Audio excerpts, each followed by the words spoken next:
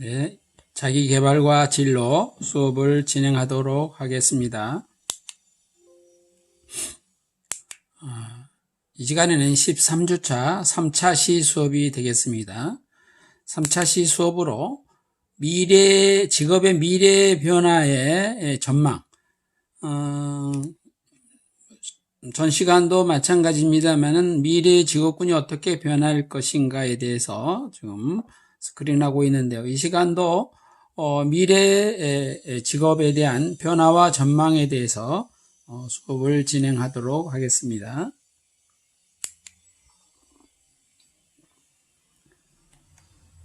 이런 책도 났죠. 신상진 씨가 쓴 직업의 이동. 10년 후에 당신의 직업은 살아남을 수 있는가?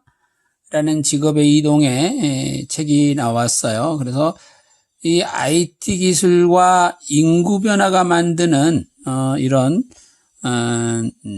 직업에 대한 그 소멸과 탄생, 이런 내용의 책이 출간이 되었는데요. 직업의 가치가 이제 뒤바뀌는 세상이 온다. 그래서 주요 내용을 제가 스크린 개찹을 해서 설명을 드리도록 하겠습니다. 직업이란 어떤 의미일까? 직업. 요즘 한자를 잘 쓰지 않습니다만은, 그래도, 직업의 의미를 보면요, 직분을 맡아서 행한다는 개개인의 사회적 역할이 직이에요. 이 업은 생계업인데 생계를 유지하기 위해서 전념한 일이 업이다.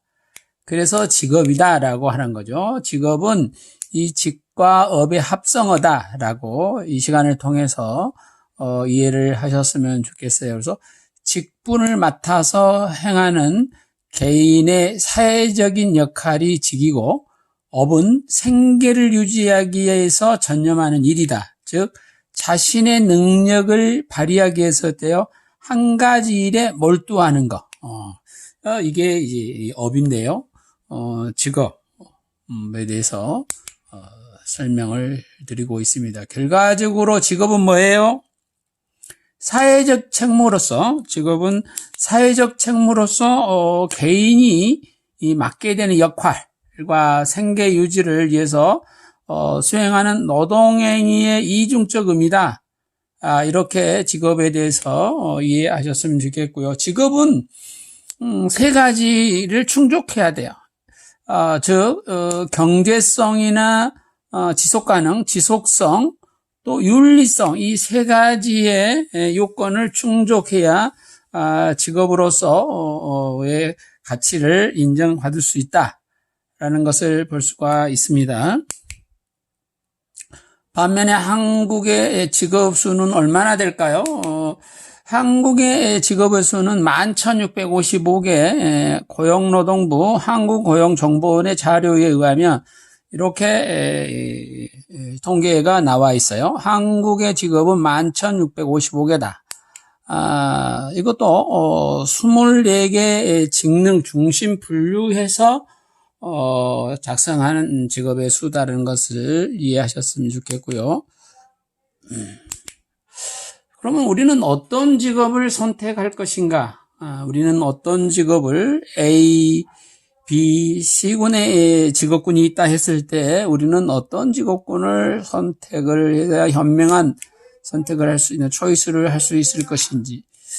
지금은 치열한 경쟁 속에서 우리는 살아가고 있잖아요. 치열한 경쟁 속에서 많은 사람들이 이제 직업과 취업 진로 문제로 고민을 많이 하고 있죠. 그래서 우리가 고용이 불안해지면서 어때요? 요즘은 취업만 해도 소용없겠다 이런 생각들을 많이 가지고 있죠. 그래서 남복이 번듯한 직업, 직장이 있어도 또 고민이 있다는 거죠. 직업을 갖지 못한 사람은 못한 대로 고민이 있고 또 남복이 번듯한 직장이나 직업을 가지고 있는데도 불구하고 많은 고민 속에 있다. 그래서 직업에 대한 고민, 예전에는요 소득이 얼마냐, 연봉이 얼마냐, 또 일에 흥미가 있느냐, 출퇴근 시간이 너무 길냐 짧냐, 출퇴근 거리, 이런 단편적인 요소들이었는데요. 이제는 좀 상황이 많이 바뀌고 있죠.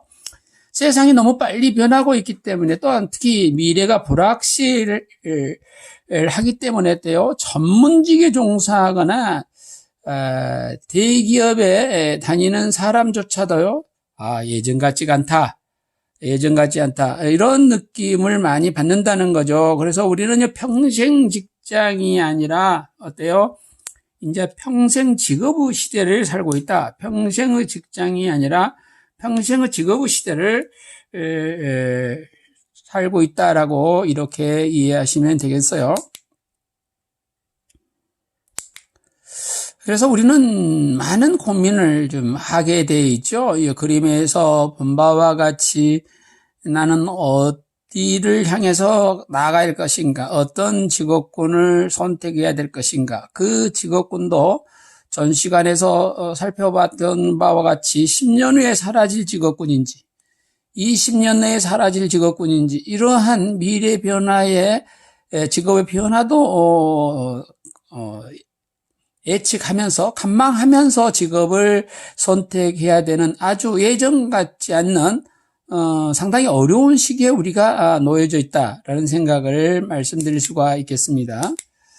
그래서 우리가 지금 어떤 직업에 종사하고 있는지가 중요하지 않다.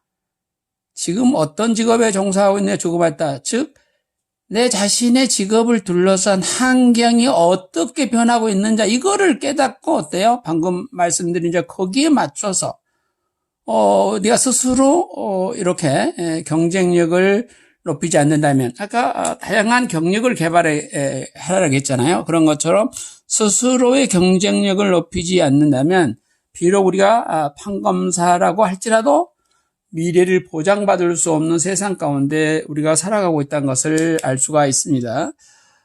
한 예를 들겠습니다. 천문학적인 부를 성취한 사람들이 있어요. 도대체 어떻게 저렇게 돈을 셀 수 없을 정도로의 세상에 거부가 있는데요. 이러한 사람들은 뭔가 공통점이 있다는 것을 알게 되었어요. 그래서 영국의 베스트셀러 작가 폴 맥케나가 세계적인 기업가를 찾아가서 인터뷰를 했어요. 인터뷰를 하는 가운데 6가지의 공통분모를 찾아낼 수가 있었다는 거죠.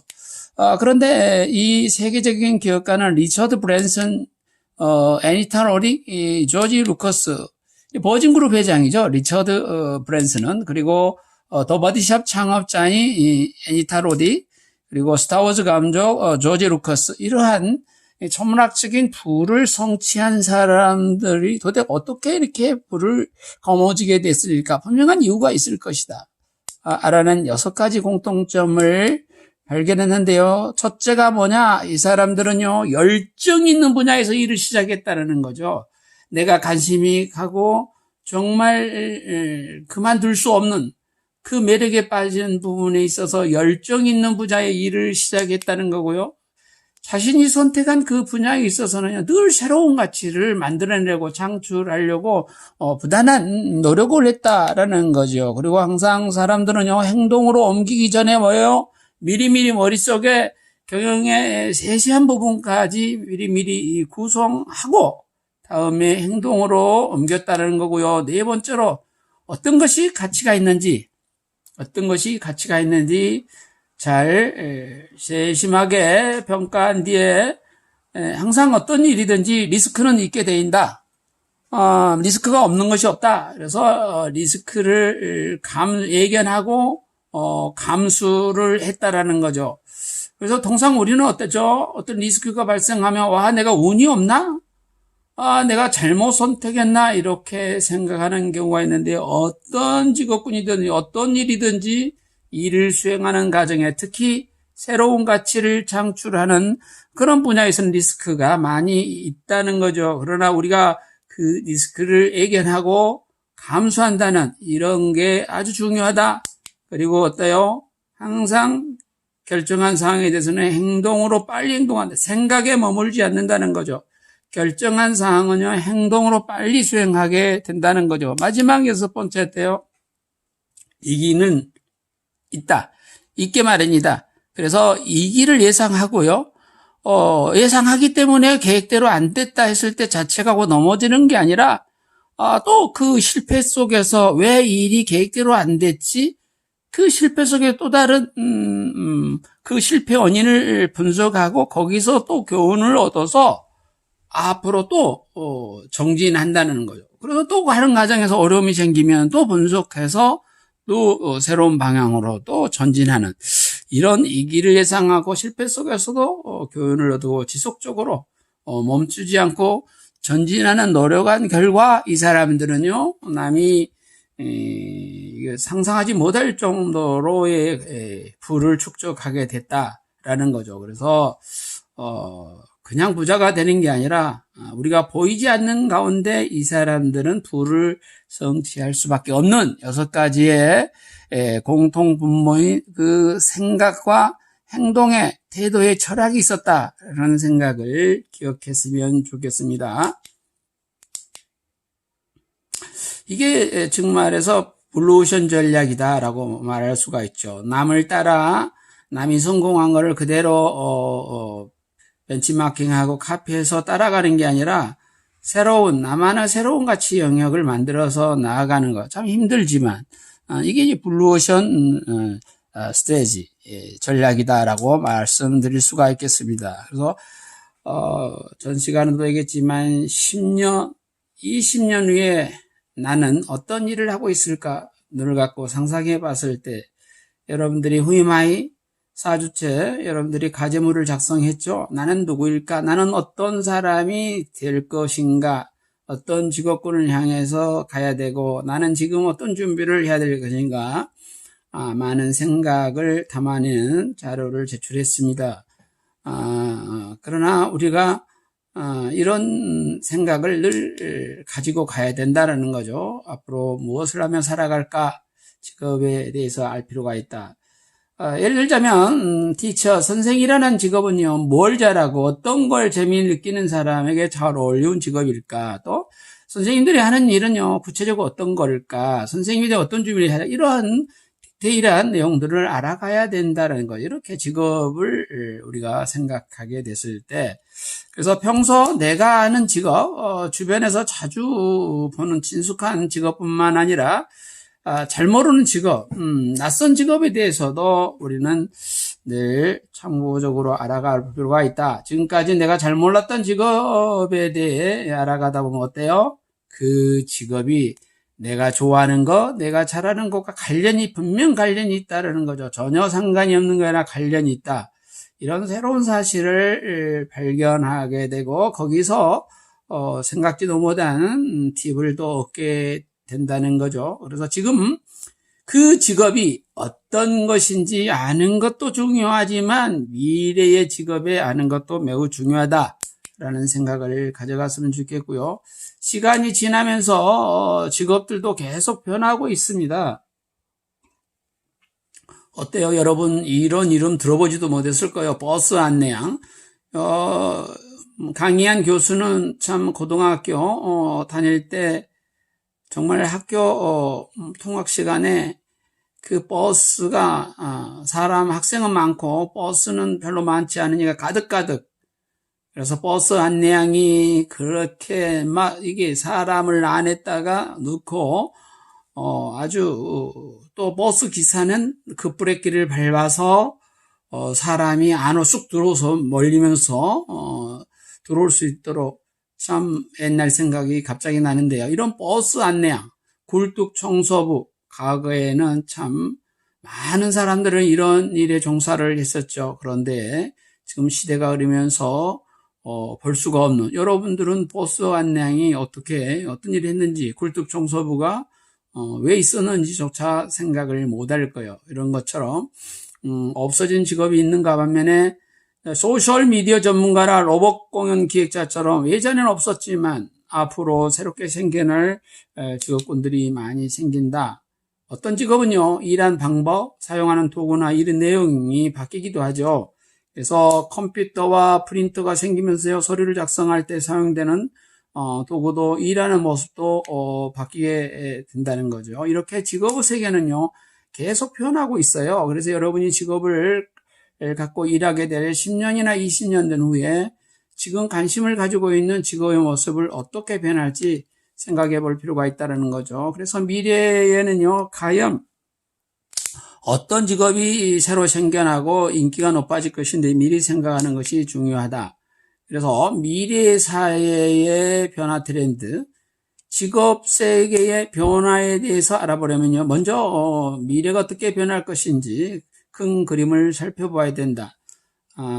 우리가 개략적으로 수업 시간을 통해서 미래 사회 변화 트렌드에서 언급을 했었죠.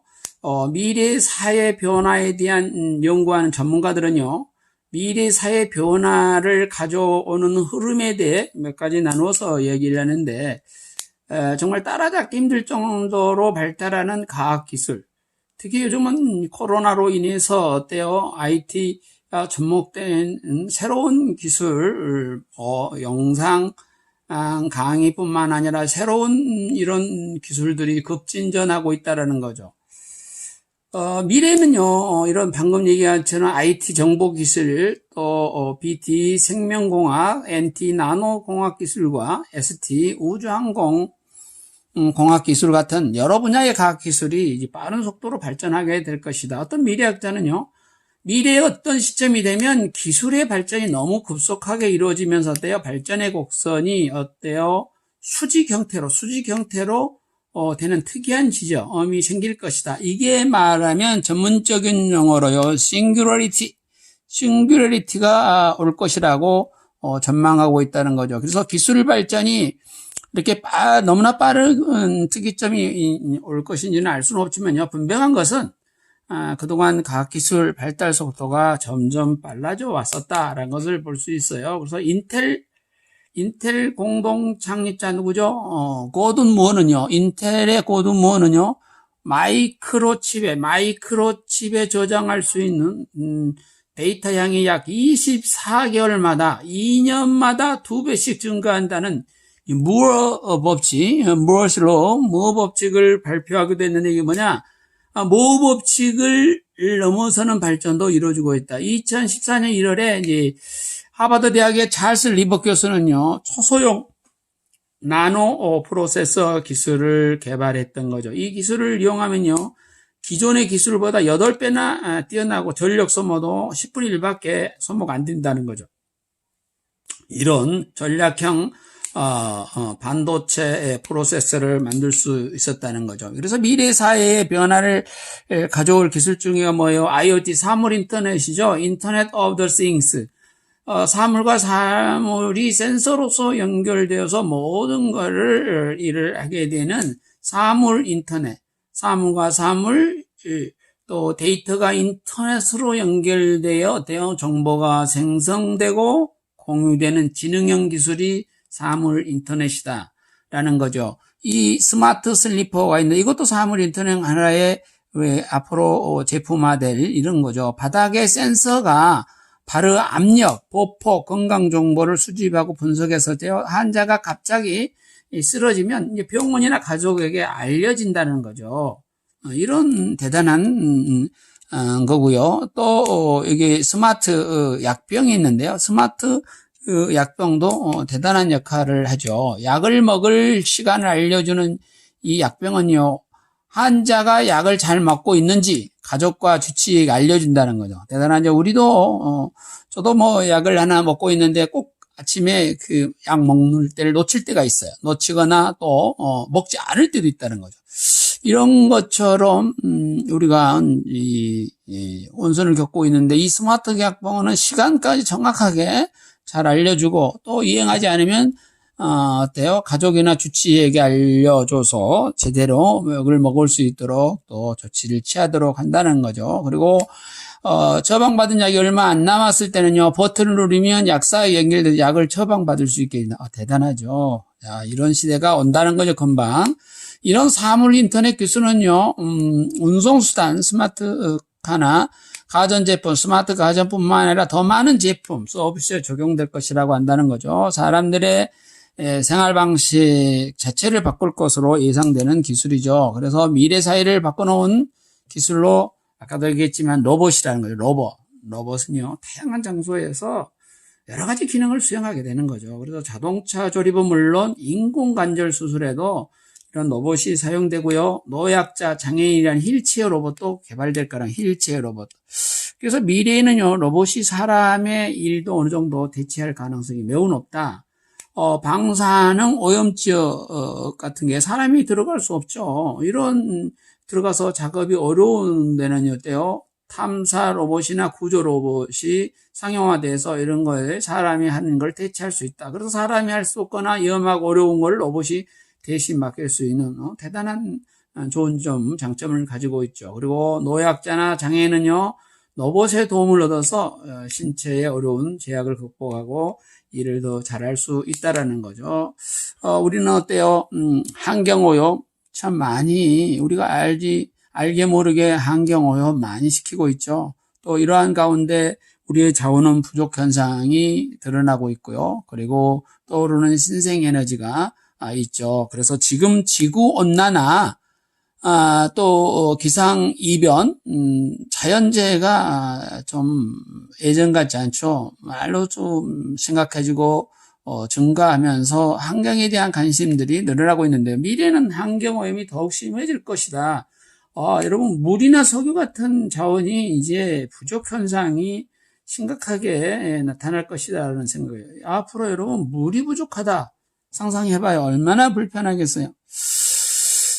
대기오염은 어때요? 우리 대기오염은 조기사망, 일찍 죽을 수밖에 없는 조기사망의 원인 중에 하나이기도 한다. 2050년까지요, 미세먼지로 인해서 조기사망이 전 세계적으로 약 한 36억 명에 이를 것이다라고. 요즘 대기오염이 없죠. 코로나로 인해서 중국의 공장도 가동이 안 되고 이런 상태로 한국의 대기가 아주 맑아져서 밤이 되면은요, 별과 또 은하수도 볼 수 있는 또 좋은 현상을 볼 수가 있어요. 경제협력개발기구 OECD, 경제협력개발기구 OECD에 따르면요, 온실가스인 탄소 배출이 지금과 같은 추세로 계속 증가해 간다면 앞으로 50년에는요, 산업혁명 이전에 비해서 평균 지구온도가 몇 도 올라요? 3도에서 6도까지 올라가게 된다는 거죠. 그래서 2도만 높아져도 어때요? 강수량의 변화가 생겨요. 또 빙하가 지금 심각하잖아요. 빙하가 녹고 있다는 거. 빙하가 녹으면서 해수면이 상승하다 보면요, 매우 심각해질 수밖에 없다. 그래서 또한 세계화가 일어나면서 정치, 경제, 사회, 문화 여러 분야의 국제 사이의 교류도 늘어나고 있고요. 대표적인 걸로 한식, 대한민국의 음식, 한식이 세계 무대에 진출도 한 부분을 볼 수 있어요. 우리나라 비빔밥이 뉴욕 인기 길거리 음식도 되었다는 거죠. 비빔밥, 다음에 배추김치, 삼계탕, 불고기, 떡볶이가 외국인들이 뽑은 베스트 한국 음식 순위에 올랐다는 거죠.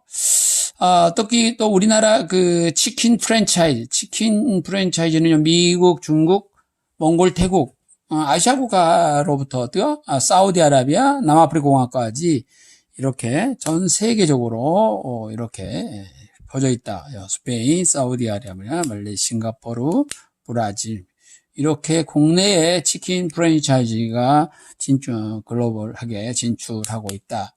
이렇게 세계화가 진행되면서 일터도 어때요? 세계화가 되고 있다는 일터도. 우리나라에 와서 일하는 외국인 근로자도 많지만, 시티은행, 구글, 애플, 스타벅스, BMW 같은 외국계 기업이 어때요? 한국에 진출하면서 외국에 있는 본사로 일하가는 한국인도 있다라는 거죠. 국내 기업이 해외 지사를 만들면서 해외로 일하러 가는 한국인도 있고, 해외에서 한국의 본사로 일하러 오는 외국인도 있다는 거죠. 이런 것처럼 유엔 난민구, 유네스코, 그린피스 같은 국제기구나 Non-Governmental Organization, NGO, 비정부 NGO로의 해외 진출을 꿈꾸고 준비하는 사람들도 많아지고 있다라는 것을 볼 수 있습니다. 오래된 통계지만 2003년에는 이렇게 98만 3천 명이 해외 취업했는데 2012년 통계로는 어때요? 400만 내 사람이 해외 취업을 하고 있다는 것을 볼 수 있어요. 또한 국제 회의가 증가되면서 여러 가지 전문가도 많이 등장하고 있고, 그래서 미래 산업과 직업의 전망, 우리나라의 발전에서 어떤 것일까라는 거로 봤을 때 당연 또 사회복지 서비스업이 상당히 유망한 부분들로 나타나고 있어요. 그래서 우리가 선택한 직업은 어때요? 행복을 결정하게 되죠. 그래서 우리가 선택한 직업은 행복을 결정하기 때문에 잘 선택해야 되겠죠. 한성대 이내찬 교수는요, OECD 국가의 삶질 구조에 관한 연구에서 국가별 행복지수 순위가 한국은 행복지수 4.15, 34개 중 30위 최하위 순위를 차지하겠죠. 왜 이렇게 개인의 행복이나 삶의 만족도에 영향을 미치는 요소는 뭘까? 직업을 통해 개인의 소득이 결정이기 때문에. 또 어때요? 직업이 개인의 시간을 지배하죠. 그리고 직업에 따라서 대면하는 사람도 결정되고 개인의 건강과도 영향이 주기 때문이다. 그래서 직업이 사람의 행복에 미치는 영향은요, 생각보다 크다는 거다. 그래서 직업을 잘 선택하는 것이 우리들의 과제다. 이렇게 보여집니다. 오늘 수업은 여기서 마치도록 하겠습니다.